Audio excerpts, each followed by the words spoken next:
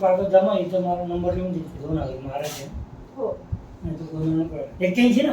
हा हं. शेवटला 81 01 हं?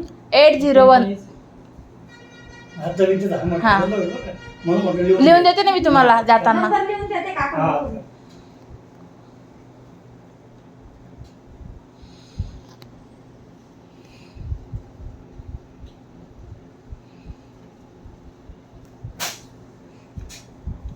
दात बसवल्यावर 1 तास टाईट बंद करून ठेवायचा काका.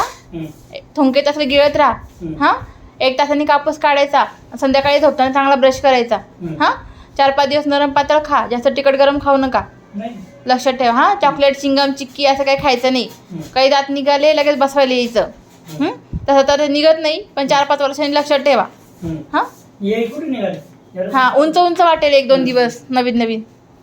जास्त वाटलं तर दाखवायला या फोन करून.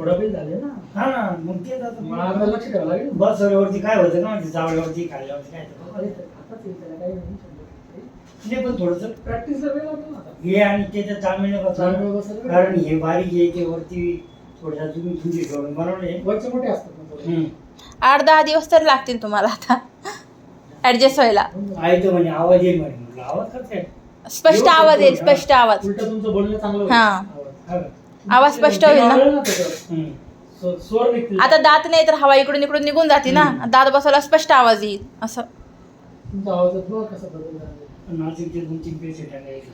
म्हटलं हो वेळ काढून यावं लागतं बरं का. वेळ काढून म्हटलं हा तर नाही तर नाही. हा. म्हणजे आमच्या सारखं नाही इकडे म्हणजे तसं नाही म्हटलं. आमच्याकडे दुपारचाच वेळ असतो एवढा वेळ. हा. नाही तर तुम्ही येणार जाणार म्हणजे म्हटलं घ्यायचं पण घ्यायचं. दुपारी यायचं तपवून यायचं. एकच्या गाडी यायची तपवून तपवून यायचं. यायची हिशोबाने काम करायचं माहिती.